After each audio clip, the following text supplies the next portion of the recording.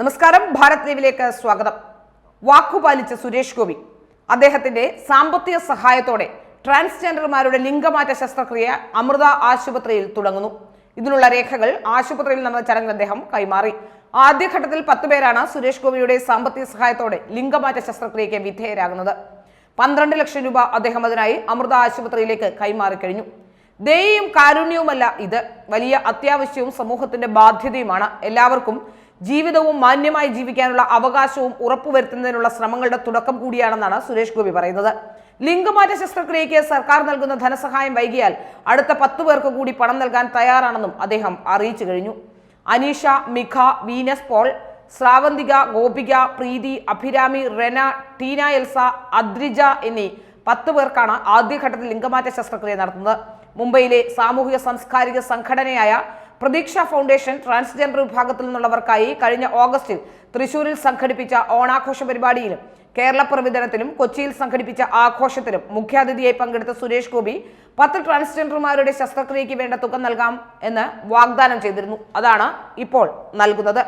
ഏതായാലും സുരേഷ് ഗോപിയുമായി ബന്ധപ്പെട്ട ജീവകാരുണ്യ പ്രവർത്തനങ്ങൾ വീണ്ടും സുരേഷ് ഗോപി തുടങ്ങുന്നു എന്നാണ് മനസ്സിലാക്കാൻ സാധിക്കുന്നത്. ഇടയ്ക്ക് തെരഞ്ഞെടുപ്പ് കാലത്ത് അദ്ദേഹം അല്പം നിർത്തിവെച്ചു. എന്നാലും ഒരു കാര്യം മനസ്സിലാക്കാൻ സഹായിക്കുന്നത്, അദ്ദേഹത്തിന് വലിയ രീതിയിലുള്ള കടം ഈ ജീവകാരുണ്യ പ്രവർത്തനം നടത്തുന്നത് കൊണ്ട് തന്നെ ഉണ്ടായിട്ടുണ്ട് എന്നാണ്.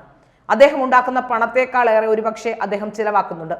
മറ്റ് രാഷ്ട്രീയ നേതാക്കന്മാരെ പോലെയോ സിനിമാ താരങ്ങളെ പോലെയോ ഒന്നുമല്ല. മറ്റ് സിനിമാ താരങ്ങളൊക്കെ കോടികൾ സമ്പാദിക്കുമ്പോഴും അവരവരുടെ ആഡംബരത്തിനായി കാശ് ചെലവാക്കുമ്പോഴും സുരേഷ് ഗോപി അദ്ദേഹത്തിന് കഴിയുന്ന രീതിയിൽ ജനങ്ങളെ സഹായിക്കുന്നുണ്ട്.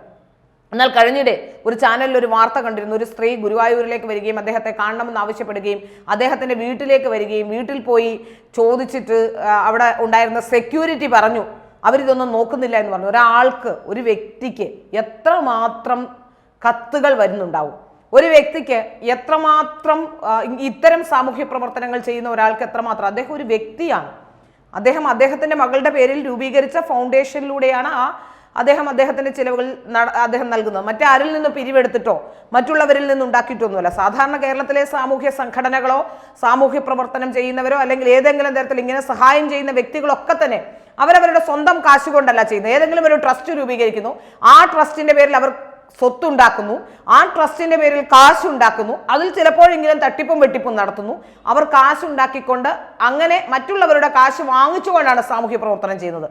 സത്യത്തിൽ ഈ സുരേഷ് ഗോപി അല്ലാതെ പിന്നെ ചിലപ്പോൾ മറ്റേതെങ്കിലും ബിസിനസ്സുകാരൊക്കെ സാമൂഹ്യ പ്രവർത്തനം ചെയ്യുന്നുണ്ടാകും. അതവരുടെ കോർപ്പറേറ്റ് റെസ്പോൺസിബിലിറ്റിയുടെ ഭാഗമായി ചെയ്യുന്നതാണ്. എന്നാൽ ഒരു റെസ്പോൺസിബിലിറ്റിയും ആവശ്യമില്ല. വ്യക്തി എന്ന രീതിയിൽ മാത്രം റെസ്പോൺസിബിലിറ്റി ആവശ്യമുള്ള സുരേഷ് ഗോപി അദ്ദേഹം സമൂഹത്തോട് വലിയ രീതിയിൽ ജീവകാരുണ്യ പ്രവർത്തനം ചെയ്യുന്ന ഒരാളാണ്. അദ്ദേഹത്തെ സത്യം പറഞ്ഞാൽ ആ വീഡിയോ കണ്ടാൽ നമുക്ക് ആ വീഡിയോ എടുത്ത ആളോട് പോലും ദേഷ്യം തോന്നുന്ന രീതിയിലുള്ള വീഡിയോ ആണ്. കാരണം ഒരു സ്ത്രീ നിന്ന് അദ്ദേഹത്തെ പ്രാകുകയാണ്. അദ്ദേഹത്തെ സത്യം പറഞ്ഞാൽ അതൊക്കെ എന്ത് വൃത്തികെട്ട കാര്യമാണ്. അഭയം ചോദിച്ച് അല്ലെങ്കിൽ കാശ് ചോദിച്ച് അല്ലെങ്കിൽ സ്വന്തം മകളെ പഠിപ്പിക്കണമെന്നൊക്കെ പറഞ്ഞുകൊണ്ട് അങ്ങോട്ട് ചെല്ലുന്ന ഒരാൾ, അദ്ദേഹം ഇലക്ഷൻ തിരക്കിലാണ്, അദ്ദേഹം അവിടെ ഇല്ല, വരുന്നവരെ എല്ലാം കാണുക എന്നുള്ളത് പോസിബിളായ കാര്യമില്ല.